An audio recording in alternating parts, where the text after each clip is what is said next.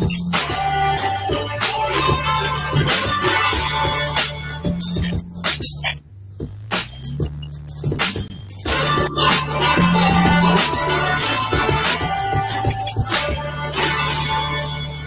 now, here are your hosts, Yardley and Kinte. Hello, and welcome to an all-new episode of Talking Hell on Wheels. I am one of your hosts, Kinte, all the way live from Los Angeles, California. And I'm here with my main man, homeboy, co-host, the one and only. They call him the Militant Marker. How you doing, Yardley? How you doing, brother? Hey, I'm doing great, man. I hope everybody had a great 4th of July. Always excited to talk to Angela, man. And I think we've got a lot of content to go over today. We most certainly do. We have a lot of content because we weren't on Saturday. We weren't on Saturday night. So we'll talk a little bit about the last episode, Gambit. But, of course, we're going to chop it up with this actress right here. And we're going to talk a lot about her character and the final season and where she's going forward as well. But, before I get into that, I just want to ask, Yardley, did you get a chance to set off any fireworks yesterday? No, you know what? Actually, yesterday was kind of a come down day, but there were a lot of people in my neighborhood who were shooting fireworks. At least I hope that's what it was. And I kind of relaxed, man. Saturday was pretty heavy, man. And Sunday was kind of heavy. So, Monday was kind of a chill night for me. Now, anyone who knows me knows I'm a big Laker fan and Los Angeles Lakers basketball fan. And one of our players, like I own the team, right? Swaggy P or Nick Young, better known as Swaggy P. I don't know if you've seen the video of him grabbing the firework as it's about to go off, and it goes off in his hand. He's trying to do a Jason Pierre-Paul. No, I didn't see that. What are you doing, dude? Yes. Yeah. Yes. It's like, why would you grab a firework and then hold it and let it go off in your hand? He's fortunate he didn't lose his hand. But I'm just like, man, that's crazy. You want to get away from them things when you let them off.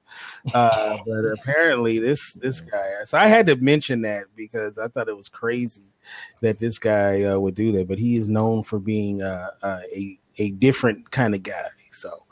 But hopefully everybody had a good time. If you did let off some fireworks, you did it legally and you didn't blow off any body parts in the process, because that wouldn't be cool. So. I didn't. I just kicked it yesterday and enjoyed another beautiful day in Los Angeles. So with all that said, of course, we love participation. There's many ways you can do so. You can go to our website, which is indyradio.org. Once again, that's INDY radio.org. Another way you can participate is you can go to blab.im and you could see us on video as well. You could see our guest, our wonderful guest too. She's here with us. And also too, you can call in. Our call-in number is 323-522-4601. Once again, that's 323-522-4601.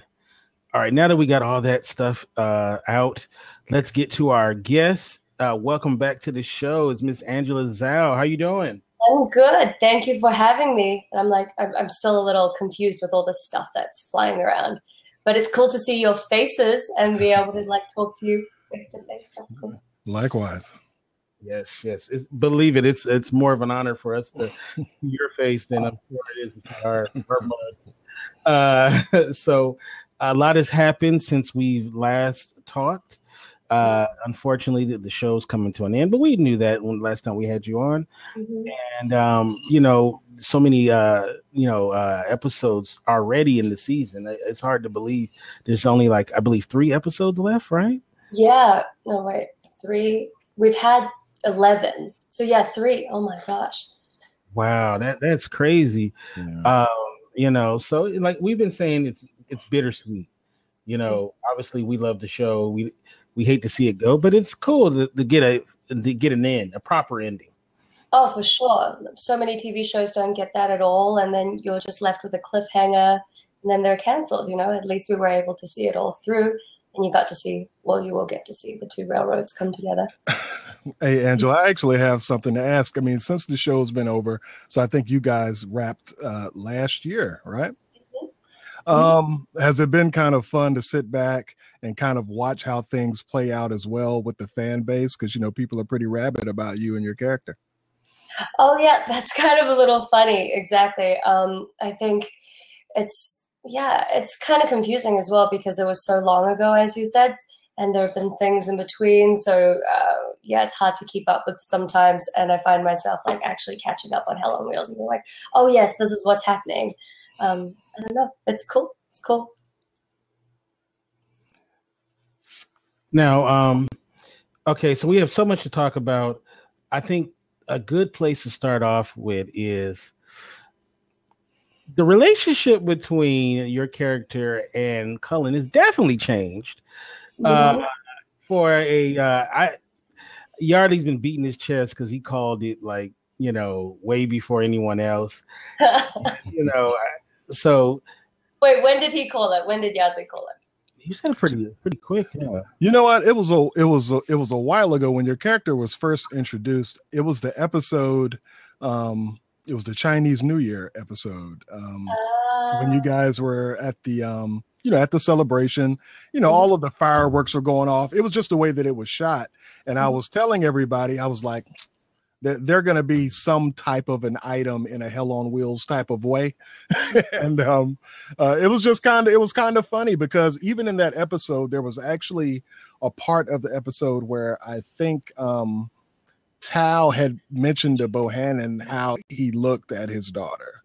And from that point on, parents know, so I kind of took the reins from that and kind of felt a little vindicated. And of course, the last couple of episodes, it's been pretty hot and heavy for your characters. Oh yeah, it's been pretty intense. But Mei wasn't so lucky in that episode. She got like fully shut down. I remember when we were shooting that with the fireworks, and and I had to pick it up, and she was trying to connect with him, and then he threw it on the floor. And I remember all the extras around like joking, like, "Oh my god, you were shut down!" Like, oh, that was hilarious. That had to actually be awesome because I kind of find the relationship between Mei and Bohannon great, mainly because Mei is like Bohannon in a lot of types of ways. I mean, they both have a war background, come from war. The war ended up driving them away from their homes for, all the wrong reasons. And they both work on the railroad together. And I was telling people on the last show, Lily Bell isn't getting in a mine blowing off nitro. Naomi isn't going to, have sex on a table full of nitro. Mei is a ride or die chick. And I think that Bohannon deserves her. Right. Oh, I also think, she's been exposed to so much that she's at the point where he's at, where she sort of like doesn't particularly care anymore. They're getting a little bit reckless. She's lost everyone she cares about, her family back in China, and then her father. Really, Bohannon's the only person left who even knows who she is. Everybody else thinks she's Bong. So she's just so lonely. Doesn't care anymore. I don't know if Bohannon deserves her. That's I might be going a little too far. He definitely got her. So when you got cast in this part, was it understood that this was where it was going? No. Oh my gosh. So that was actually a surprise for me. And you just get it's kind of amazing. You sign on to the show, and I think it was also they didn't really know where they were taking the character. I think they maybe even thought they couldn't find somebody to cast in the first place for the character of Fong. But then, when I came along, who knows? And I guess maybe they saw me in real life, and because I was sick of being covered in dirt all the time on set, whenever we went out to dinners and stuff on the weekend, I would always like make sure I put lipstick on, and I'd be like super girly. I couldn't do my nails because you'd have to take it off by Monday. So maybe they just sort of saw that I had a feminine side, and then the writers, when they're popping ideas around in the writers' room, just decided to do that. So I'm not sure. I just found out when I got the script one day, and it was like, oh, lo and behold, see what's going on there. Yeah, but usually I think in movies and stuff, you get to know what the character's going to do. But in TV, you never really know where it goes. It just leads where it leads. Now we had writer Jamie O'Brien on the show, Mhm. and I said the way it felt to me, and I want to get your take on this, was that your character was a consolation prize because he couldn't get he lost his wife essentially, and Jamie O'Brien got no, heck no, that's not true, that's not true. So was I wrong? Do you believe that? Do you believe that that's really where his heart was, but he maybe out of duty is why he wanted to be with his wife? Do you feel like that Fong Mei was a consolation prize, or really who he truly? I'm not necessarily sure that's a question that I can answer, because I feel like that comes from the writers and their vision for what's going on with the character, and then most importantly Anson, like what Anson brings to the character and what he's doing and thinking behind. So I don't really know. Like from my point of view, I just see May's stuff, and Mei doesn't really know much about Cullen's past at all. Yeah, but Angela knows. And forget Anson. It was not about Anson. What is Anson? I don't know. I honestly can't bring myself to pick a side on that matter. Well, I'll say Jamie O'Brien was like, she was almost offended. Like, no, not at all. That's not. So I was like, well, I don't think it's a consolation prize either, because I feel like they just really do understand each other. You know, I know some people say like opposites attract, but they're not that case. They're very much like similar souls. Yeah, so I feel like it's not whether or not who deserves who or who's a consolation prize. It's more of they need each other. It's just, yeah, without each other, their lives are completely dictated by their work and are based solely on this goal of building a railroad, which is great. You know, it's amazing for history. It's going to unite a country that was recently torn, all that stuff. But you still need more meaning in life than just work. So. Well, one of the things that Jamie had brought up that night as well is when you're watching the show, there wasn't necessarily an overt sense of time. So a lot of people literally thought from the time that Cullen Bohannon had left his wife, it was like a couple of days later, you know, he was with Fong. But what Jamie had brought up was that it was probably months later. You know, so he actually had time to think about his situation with Naomi, and to also think about the things that, or the potential for things for when he got back to the railroad. So I think a lot of people kind of were off about that because they kind of felt like he speedily ran into that situation, when in reality, he actually had all the time that he needed to kind of know what he was going to do going forward. Well, and the funny thing is like we talk about that stuff as actors when we're going into the scene. You know, for a moment we'd be like, wait, what? That they're doing what? You know, and then we'll ask the questions, which is why it's so great to have the writers on set with us. And I remember that particular episode, we had said, you know, there had been a lot of time passed, but that episode went like 20 minutes over in the editing room. So I guess they had to cut out 20 minutes, and a good decent amount of that was, you know, your big, wide, sweeping, beautiful shots of like Cullen, you know, riding the horse slowly through this mountain, through that mountain, to show the progress of time. I think that was sort of a disconnect there, when it was like we had to fit so much into the show that you couldn't sort of convey just the passing of time during his travels, because there wasn't any space for it. Right. Now, also too, you had many opportunities now on the show to do love scenes and to be somewhat naked. Well, naked pretty much on the show. Had you done love scenes before? What was that like on? You know, what was that like to have to do with the nude scene and all of that stuff? So I had never done it before. I hadn't even really like contemplated it, because usually when they do nude scenes, you know, they post it on the job description of the character. They'll be like, oh, there will be like sexually explicit scenes or whatever. But it didn't happen this way. And I hadn't even like really thought about it, you know, like where my boundaries were and all that stuff. But thank goodness, like everyone was super great about it. John Worth in particular, he was so lovely. You know, he pulled me aside and he was like, so many actresses with their first times, you know, they might feel like they're pressured to do whatever, you know, that they're not comfortable doing. And he said, whenever you feel uncomfortable, make sure like you can come to me. you can definitely come to me and just don't be worried about that. So it's funny, actually, that first scene when I saw it, there was like a more revealing part of it. Like the entire time you're not actually naked. So obviously the actors we were wearing full on underwear. We were wearing like those sticky bra things. And I remember seeing one of the cuts, and it showed from the side, that side angle, and it showed the underwear, but it was just like, oh, Photoshop out the underwear. And I was like, oh no, wait, like I did not agree to that. And thank goodness I went and talked to John. He was so great, and he was just like, oh, that's fine, we'll just crop it. And so they just cropped it above the underwear part, so it turned into like a closer shot than it was supposed to be originally. So yeah, in the end, it ended up being super comfortable, and everyone was just great, and they closed off the set and stuff, and Anson's super easy to work with. So it was a good first experience. First of many in the future, I imagine. That's how acting is, right? So that's cool though that you had, because I know a lot of actresses who their first experiences on sets are not the best. So it's good to take care of you like that, and that's what you hear. That's like a recurring theme on this show, is that it's a family and that for the actors. So I imagine that's the same that you would say taken away from this, right?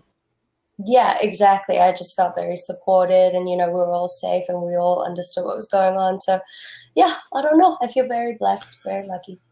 Hey, a couple of episodes before, I guess, was that 61 Degrees? Was that the episode? Mm-hmm. Okay. I think it was a couple of episodes before that where Mei was in the brothel and she was smoking. It was opium, right? Mm-hmm, mm-hmm. What did they use for that? Was that like some tobacco? That's hilarious. My mother asked the same thing. She called and she was like, what were you smoking? I was like, no, nothing. Thank goodness. I don't know what they used back in the day in filming, but now we have vapes. So Ken, the props manager, he's a genius. I don't even know how he rigged it up, but inside the pipe, he put like your everyday vaporizers, that people vape. And it didn't even have nicotine in it. It was just steam, like vape coming out. Oh, yeah. Awesome.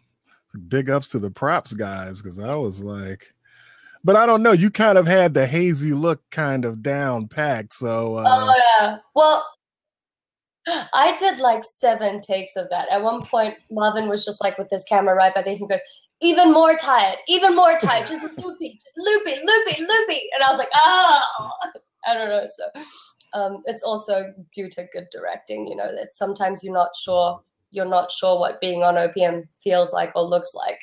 And then you ask other people, and the other people are the ones that tell you like, oh, you're doing enough, you're not doing enough, Hey, something I've always wanted to ask you. I mean, I know being on Hell on Wheels, there's a rabid fan base. Have you ever had any random run-ins with fans since you've been on the show? Random run-ins with fans? No. It used to happen in Calgary when we would hang out as a crew, but no, it never really happened. It only really happens when I'm like around Anson. I guess at the beginning it was also because I didn't look anything like my character, so that's not too bad. Oh, once at the Fear of Walking Dead premiere, the girl behind Coat Check, who was looking after Coat Check, was like, Are you on Hell on Wheels? Because I'm a huge fan. I was like, oh my gosh, it feels like you're the only person in LA.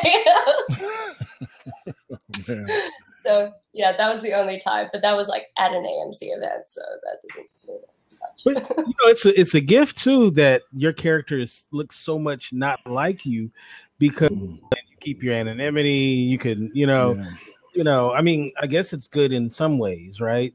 So that so people won't recognize you unless they really, are real fans, like we have, and they'll go out and they look at all the behind the scenes stuff. So I don't know if there's going to be a moment, and don't spoil it, but I guess hopefully there is a moment where we could see Angela on the show, in all of her glory. That'd be awesome. So a bit of that. I mean, she was in the pink dress back in. That's true. Episode 6. That is. So there was that is true. Now speaking of your co-star Anson Mount, you guys have really great chemistry, seemingly from the beginning. Was there anything you guys did as actors to get that chemistry, like before you guys started shooting? Did you guys hang out or anything, or is that just one? No, we hang out a lot, like, because when you're in Calgary, those are the only people. In fact, the first hour that I landed, I was with Tim Guinea, and then Tim Guinea was like, nobody else is here, it's just me, you, and Anson, like, let's go grab pizza. So we went and grabbed pizza that night. You know, you're constantly hanging out with each other. He even helped me because he teaches acting, or he taught acting for a bit, and you know, he was helping me with my voice warm-ups and all of that, and how I would, you know, get the voice like deeper, all that.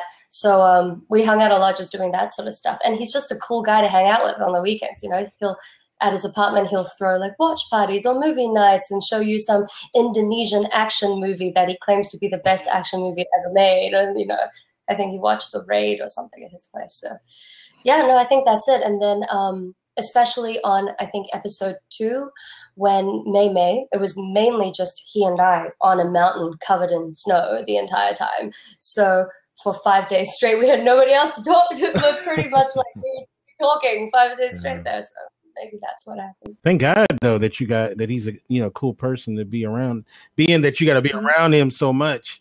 And yeah, you know, because we obviously heard stories of the opposite of other situations. So that's so cool that it's worked out so well for you. Now your character somewhat has physical stuff to do beyond, you know, horizontal.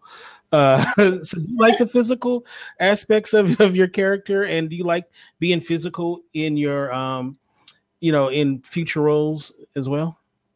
Oh, for sure. So I hadn't really done any of that. You know, on theater, you're doing physical stuff, but you're not doing it actually there. Yeah. And I remember being in the snow. Obviously, you're exhausted, you're tired, and it's freezing. Like they shot that they shot some of The Revenant there. Actually, we spent a week on the same slope that they spent 2 weeks on.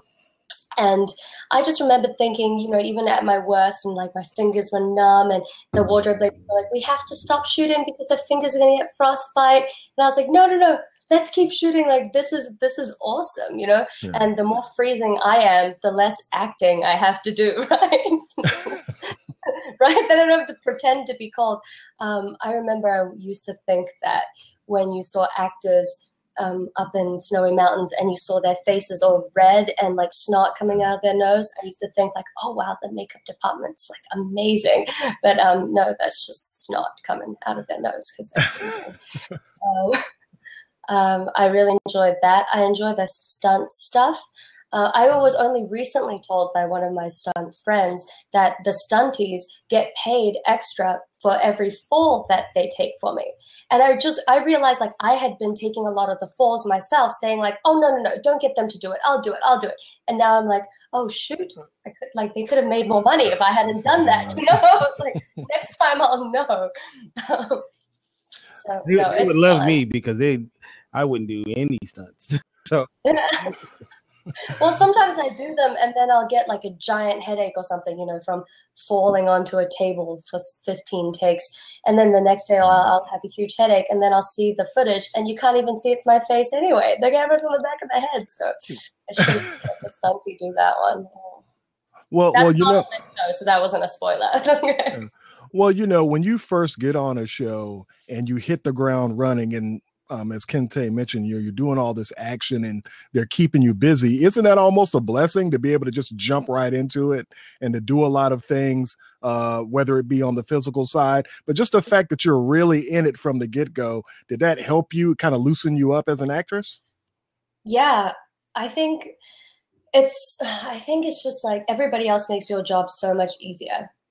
Like getting into character when you finally have hair and makeup and wardrobe, and then you get on set and everybody else is in hair and makeup and wardrobe and the set looks amazing. You know, it's so much easier because you're actually convinced. You're convinced that it's happening. And it's the same with action sequences as well. You know, you're running around and doing that. So no, I think it super helps. And even then, I think I've said this before, Tim Guinea was like my personal trainer, and he would take me to the gym and have me doing stuff so that I'd be getting physically feel more like a railroad worker. I think I even took creatine for the first 2 episodes just to like try and bulk up. And surprisingly, your body does change a decent amount when you're working out very specifically and eating specifically for like a month. You know? Now let's talk about something. We kind of talked about it the first time you were on, but now it's a different format. So we'll go over some of the same material. Is you actually doing something that me and Yardley know about very well, being a man for your character. Now you're a very effeminate woman who has to now play a woman pretending to be a boy, right? So what was some of the tips or the shorthand you had to use to remember to stay man, and not turn into Angela, Okay. Well, I'm gonna let you in on those trade secrets. Firstly, they hired a gender consultant for me who helps women who want to be men transition. And in Canada, before you can do that, you have to dress as the gender and be the gender that you want to be before they'll give you the hormone treatments for that. So they were very, very helpful. And one of the things they did was like spray men's cologne on. And whenever you're practicing the character, spray men's cologne on, and because smell is one of the strongest memory triggers that we have. So that was useful. And James Deemer, that was the consultant's name, I asked him to take me out on a night in town at the bars, like dressed up as a dude. And that was probably like the most helpful thing, because before that, I just thought like, maybe I got this role because I was like the least shitty person who walked into the role. Like maybe I'm not actually good at this. Maybe it's just because everybody else is like way worse and they could not change the script by then, And so I was like, but if I can convince people real life in a bar and I can see them look at me and not treat me like a chick, then I would feel far more confident on set. And that night when that happened, he called up a whole bunch of his friends as well who were in the sort of like trans community. And his roommate had just started taking testosterone. And he gave me his package. So I wore, for the first couple of episodes, this silicone package thing in between my legs that sort of like really gets you into, you can't cross your legs the same way, you can't walk the same way, it does it for you. Yeah. So those are the big shortcuts. So when you were in character, what was something that would bleed through? Was there anything that would ever bleed through that you had to mentally check yourself, like, wait, no, I can't do something? Because I think you said one last time, it was something about smiling or something, right? Oh yeah. So turns out smiling is a very feminine trait. I think that's where you get the term, like what is it, like, is it bitch face, permanent bitch face? Yeah. So like chicks have that, but dudes can't have that. Like dudes, when they walk around the street and they don't have any expression, like they're just being dudes, like walking down the street. If chicks do that, they're like, they've got resting bitch face. Oh, resting bitch face. That's what it's called. Because women in society are like expected to smile a little more. And that's a more feminine characteristic. And I found that when I smile, I could not look as manly. And oftentimes to be manlier, I would put off this air of toughness of like, leave me alone, and like squint my eyes a little. So I also did, I would suck in my lips because larger lips are considered more feminine, thinner lips are more masculine. So suck it in. I'm going to stick out my jaw because a stronger jaw is more masculine. I'm going to squint my eyes a bit, like,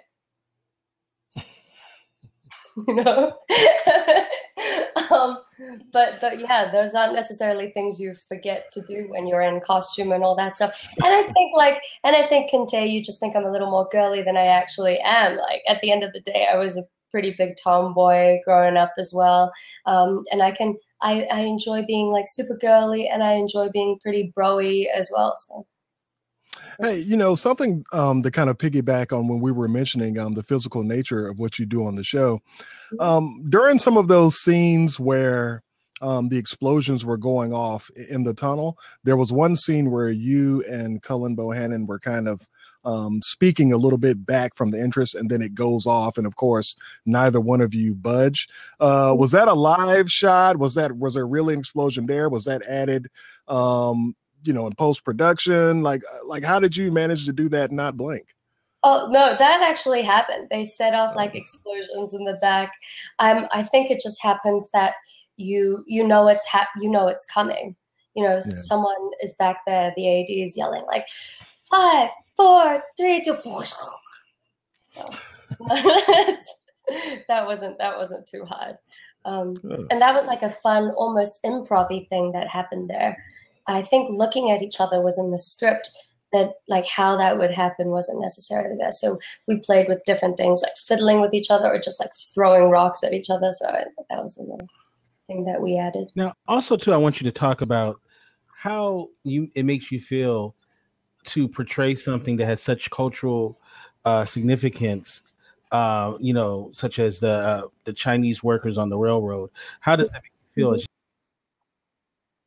Oh my gosh, that is probably one of the coolest parts about this role, is that, when I was picking what I would do with my life after college, one of the big reasons why I went into film was the idea that you really get to express people's viewpoints that haven't been talked about before, and that can change people's opinions.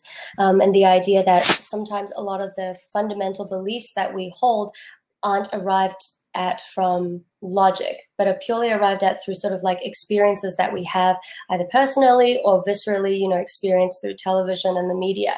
And that in turn hopefully creates more understanding in the world, and people are able to understand each other and communicate better. So the fact that that was the reason why I got into this industry in the first place, was to tell meaningful stories, and that my first big break was a meaningful story role, was just like too much to ask for. I just felt like such a blessing, as most of the times I was expecting my first big break to, I don't know, be like a stereotypical Asian girl with an accent and glasses playing like the nerdy best friend, like not necessarily something that was groundbreaking and representing these people who are extremely important to the foundations of this country, but haven't been represented at all on television. I think it's amazing. It's flat out amazing that you guys had the opportunity on this show, because I remember very early on the show, that was definitely something that people were worried that it wasn't going to get represented, and they did a great job of taking care of that. And I'm kudos to the writers, the producers, and of course the actors for bringing this out. It's really great. Now, okay, so we're coming close to the end. The final episodes are almost here upon us. Of course, we don't like to deal in spoilers. But what we've been asking people to say is kind of give your best, words to describe what we can be in for these final episodes.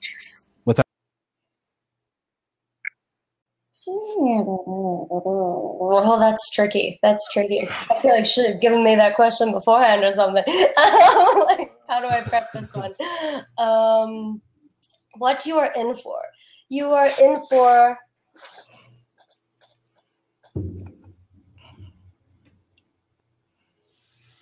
I don't know. I think there's resolution. You're in for closure. Have a lot of that, but you are also in for one hell of a ride. Like, especially that next episode that's coming up, there's going to be a lot of action that you used to seeing from more older episodes. So it's a little nostalgic in a way, because there have been throwbacks to previous seasons. I don't know. Was that too many words? No, no. Well, it's great. All of us, we really hate to see the show go. And we're always thankful to have been on this journey, not only as being fans of the show, but we've had an opportunity to talk, of course, to writers, directors, actors, and actresses on the show. So we've kind of built a relationship with a lot of people, and it's going to be weird to not be able to, get into all of this again, at least with new shows coming out. you know, in the future. So you've definitely carved your way into Hell on Wheels, into the Hell on Wheels monument, so to speak. And it's just, I don't know, it's kind of sad. Now, of course, we'll continue to do the show in different types of formats coming up, but we definitely, because I saw the Next On preview from last week, and we were talking about this in the pre-chat, so you already know you're going to have to come back on the show for a series wrap-up. You know what I mean? Yeah. If you can round us all up for that series wrap-up, I'd gladly come. Definitely. Now let's talk about the future. Are there any projects that we should be on the lookout for? Anything that maybe you've done since? Well, the thing that has aired that I have done since, I don't know what is going on with the sun. I'm burning up here. Okay. The thing that I've done that has aired that I can talk about is Stitchers on ABC Family, and that one I played a China's biggest pop star. So they have me being super girly with like pink hair all braided through, and that was kind of fun. I didn't get to sing in that one, unfortunately. And then right now we're just looking at the next big project. So there are some things in the works, but you know, usually you have to sign non-disclosure agreements for all of that stuff. So you will know when I am able to say anything. All right. But keep me in your prayers and stuff. So most certainly, definitely. Now, last time we had you on the show, we did have an opportunity to do some rapid fire with you. And being that now we have you on video, we're going to do another round of rapid fire. So are you ready for it? Yes. Okay. So we're going to start off with this one. All right. Now, give me an actor that alive or dead that you haven't worked with that you would love to. Oh, Audrey Hepburn. Oh, awesome. Okay, here's a rapid fire question. This is going to be something a little bit along the lines of my morbid questions from before. What was the last thing that made you sick to your stomach? What's the last thing that made me sick to my stomach?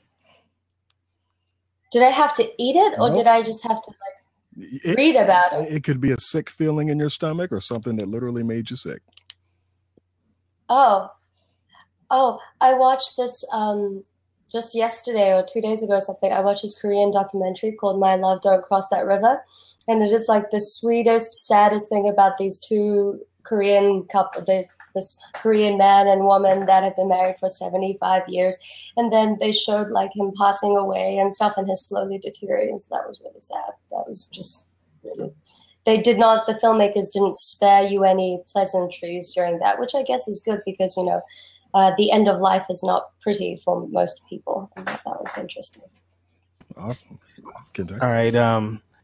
What's a place that would absolutely scare you to go visit? Right now, anywhere that has Zika. I don't know. I'm literally like, I don't know about you guys, but I'm one of those germaphobes now. Ever since I watched Contagion, like I see anything, I'm like, Contagion! Like this is the end. Like this is gonna be the plague. So my boyfriend went down to Mexico for work for like 1 day, and I was like, you better bring so much bug spray, so much bug spray. So, are you one of those people who keep like hand sanitizer and everything under the sun? Yeah. And you're, oh my gosh. Oh, I have hand sanitizer in my car and everything, and yeah. What are one of the things that you're the most fearful of? Spiders. I watched Arachnophobia by accident when I was 6 years old or something. So I have like an irrational fear for those 8-legged things. All right. Give me your idea of a perfect meal. All courses and something to wash it down. Perfect meal. Depending on, I think it depends on whether or not it's hot or cold outside. But if it's a hot day, I would say it starts off with something like a little bit of sashimi, you know, all of that stuff. I love that. Maybe then goes into some.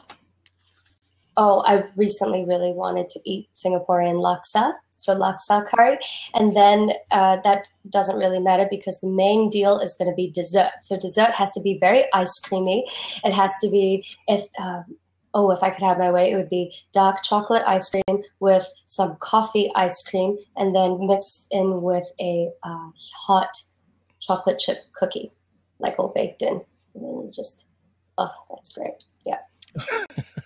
All right. What was the last thing that you experienced that was a major letdown? The last thing that I experienced that was, oh, well, I'm an actor, so like obviously last time I went in for a callback and I really wanted something, and then you read on like Hollywood Reporter or something that I went to somebody else. So that's the most typical letdown thing, I guess.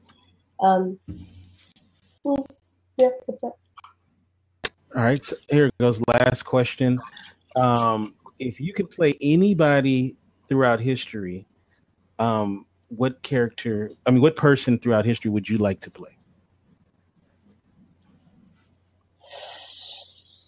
Ooh, a character in history.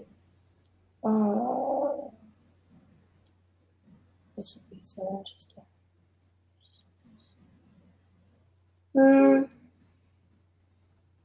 Do they have to be a female character? Well, female characters, lots of strong ones. Any race, male, female?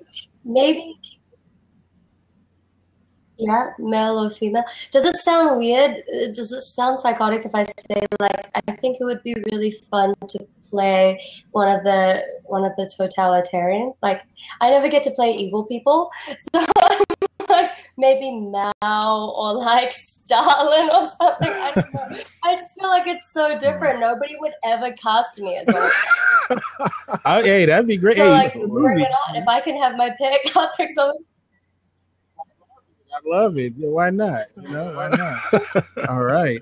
Now we have somebody hopped in the hot seat. We have a person hops in the hot seat, and they're going to ask you a question. So, what is your name and where you from? All right. That was the question. Where am I from? Hello? All right. Sorry, are they on? Yeah, can you hear? Angela, can you hear? Angela? I can't hear. No, okay. I can't hear. Angela, you can't hear? Let's see. We'll have her refresh. Give us a second. Refresh.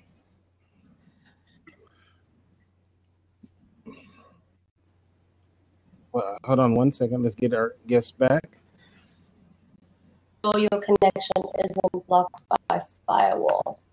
There we go. Hello? Can you hear us? I can hear you, but I can't hear the person calling in. Oh, refresh, Eric. Just refresh.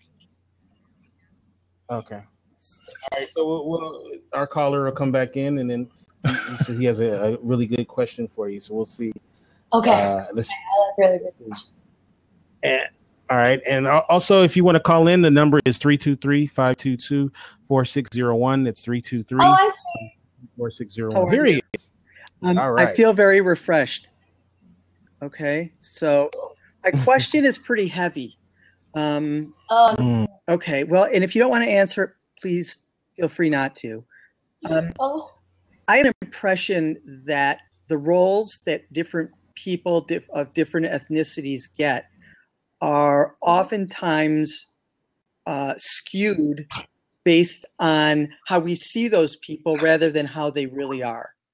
And with Asian people, I think it's very distinct. And with Asian women, I think that there's a level of almost fetishism where the women are seen as submissive, quiet, meek, all these different things. And it doesn't really allow for those people to be themselves or depicted as anything that they want to be as individuals. And I wanted to know if you've experienced that, and if so, even if you haven't, is there any thoughts? Because I think it's more extreme with Asian women probably than any other specific group. Well, I definitely agree with you. It hasn't actually personally happened to me, which I think is great. I take that as a sign that people are becoming more aware of it. I don't necessarily think the fetishizing is something that has happened with thought consciously. I think it's something that probably happened due to maybe the Vietnam War, and most of the American males that experienced females there were in the brothels. And so, you know, their views of Asian women were they just knew a whole bunch of prostitutes from then, and they were all catering to their needs and stuff. So I think, and then those people end up writing screenplays, because back then, you know, old Hollywood was still very much, screenwriters were mainly male, all of that stuff. So I think the historically speaking, where it comes from, it just happened to happen that way. And people still subconsciously associate that. For me personally, hasn't happened yet. I've been very lucky, like with Mei Fong, her role, she's not, you know, timid at all. She's not submissive at all. In fact, I think Jamie, she's wonderful. She's very much aware of this stuff, and so she plays against it, especially the whole, you know, tough haggling stuff. That's what people, I think, don't understand when they're like, "Oh, Chinese women are quiet." I was like, you kidding me? Like, they're loud. They're very loud, and they speak their opinions. And you know, in China, a lot of them, it's a matriarchal society. Sometimes, you know, the wife runs the finances and all of that stuff. So I just think it starts off with one, understanding that that is a subconscious bias, and that is the first step to then taking active steps to work against it. So what I hear you say is, in one aspect, is that it's society influencing the imagery in the films, and at the same time, it's the films influencing society by promoting that same imagery. Yeah, yeah. Well, when I was reading through the book that John Worth gave me, the Chinatown Wars, it became very apparent that, you know, back then, a lot of the Chinese were barred from working in certain fields, and the only fields where they weren't barred from working at were often domestics, being cooks or being nannies. And so they were already seen as being rather feminine. And then obviously they came over with their cues. So they had longer hair that was feminine too. They're smaller, shorter builds. So that was taken into their representation back in the earlier days of cinema, while the women were sort of, you know, they were prostitutes as well, I guess, back in the days of old Sacramento. And then it just added on top of itself because of Vietnam, and yeah. Okay. Okay. I have a real quickly, this is kind of funny. I knew a Chinese woman with a Yiddish accent. Yeah, it was really, when I first met her, I was like floored. She, yeah, she worked with a Jewish family in Europe and then came to the United States with the family. It was great. It was great. Yeah. All right. Anyways, thank you guys so much. It's nice to meet you. All good luck. Okay. Thanks for calling. Thanks, Kente. Nice to meet you, Militant Marker. All right. Thank you. Thank you. So that was really good. That was good insight. You know, one thing too, I just realized too, just thinking about it, you were the only female on set, I guess, during all your scenes. So what was it like with all those guys, you know, all the, you know, because it was like, what was it, like 100 to like 1? Oh, dude, there were like so many pranks. There were just so many pranks. We were just sort of bro out. But that's okay. I just felt like I was in like a fraternity or something. Yeah, evidently it was just a lot of fun. Yeah. All right. So this Saturday night is the big episode. And initially, people may not know this. Initially, we were supposed to get you the aftermath of the big episode, but they did a switcheroo. So now we're talking about it, you know, afterwards. So it should be interesting how this plays out, and we're looking forward to it. So how can people get you on social media? And I don't know if you have a website or any charities or anything. Oh, I haven't. What is going on? Is that me? Is that you? Okay. We just got it. But no, go ahead. Oh? Go ahead. is Candy Sue from Tennessee. Wait, hold on 1 second, Candy Sue. Hold on 1 second. Sorry about that. There we go. So we're going to get to our caller in just a second, but how can people get you, social media and such? Oh, you can get me on Instagram, Facebook, and Twitter at ms-angela-zhou. So Ms. Angela-Zhou. I think there's also like a misangela-zhou.com, but that just like links you to all the other stuff anyway. That's how you get me on social media.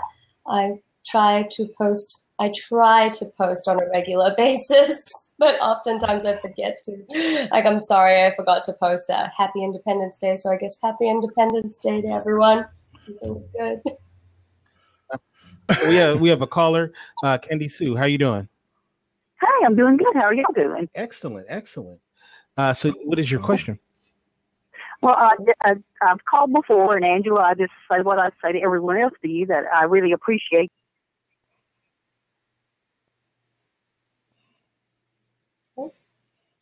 Hello? Oh, no, I'm sorry. Go ahead again. I'm sorry. I accidentally hit the mute button. That was my fault. Oh. I was just going to say thank you to Angela for interacting with the fans, and I really love Mei. I am very conflicted about her current storyline. She's just such a brave girl, and has just been a strong character. And poor Cullen is just in such a bad, well, he's always been in a bad place now, as we're seeing.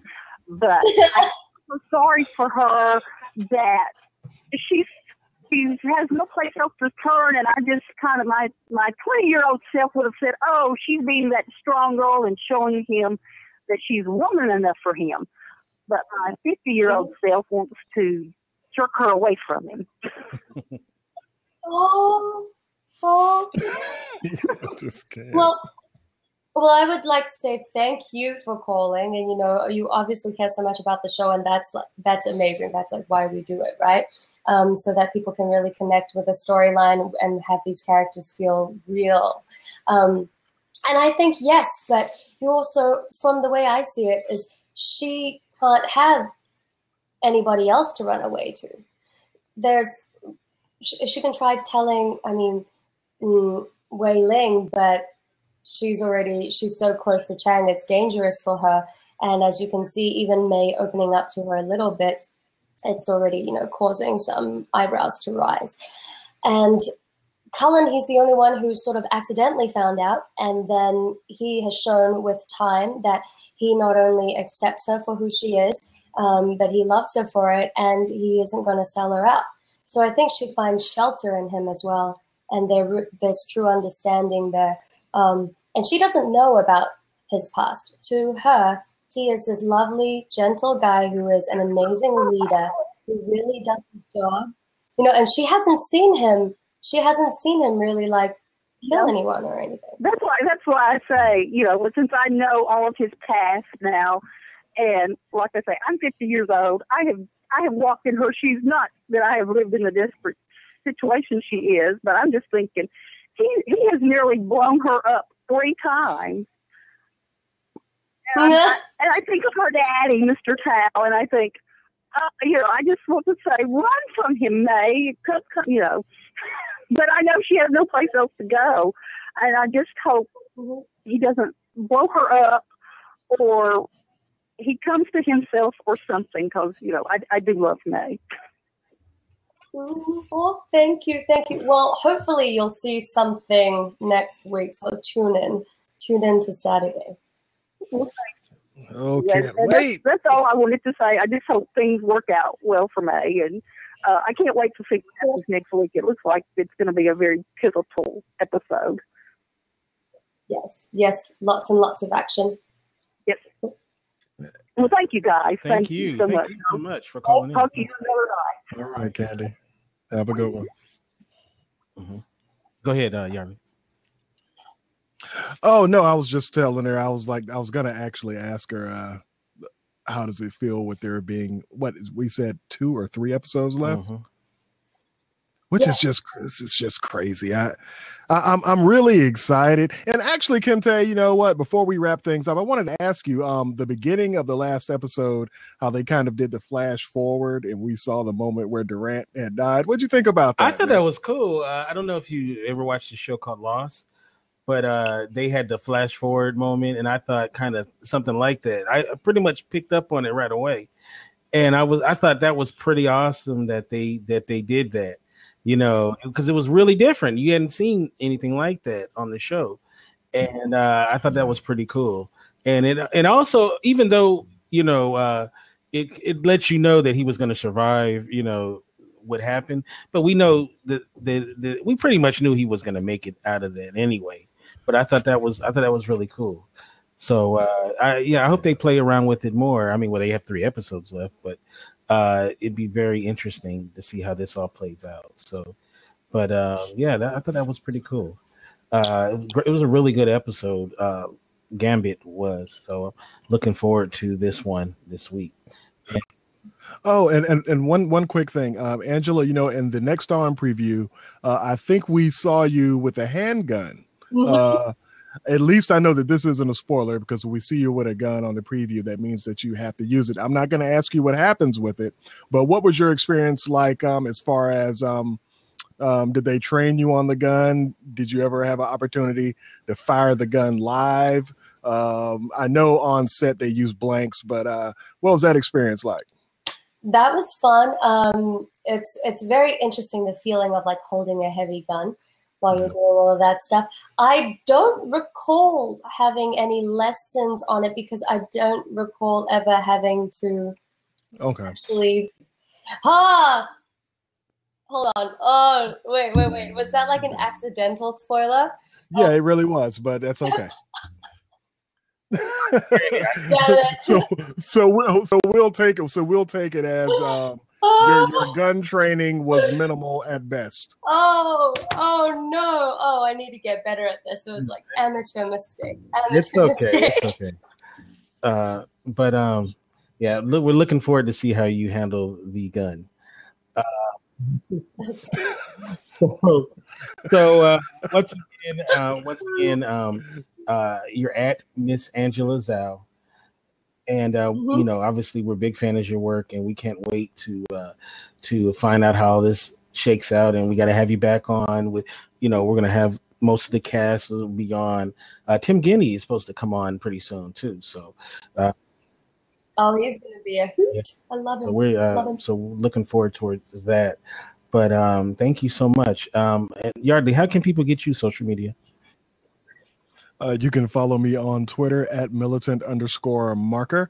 And if you go to indieradio.org, all of our Facebook pages and all of our Twitter accounts are pretty much moderated by Kente and myself. So if you follow one, you follow us. You can follow me at Kente F. Of course, you know, go to Indie Radio. I want to take a moment once again to thank all the people that listen to this show. You know, all the cast and crew come on the show and makes the show what it is. You know, we only have so many podcasts left. You know, but of course we have other programs, Spotlight Hollywood, where we talk to a lot of people in and around show businesses and such. You know, just go to indieradio.org and you can find out everything there is about what we're working on. So with that said, enjoy the rest of your week. And thank you, Kente. Thank you, Yardley. Thank you so much, Angela. See you later.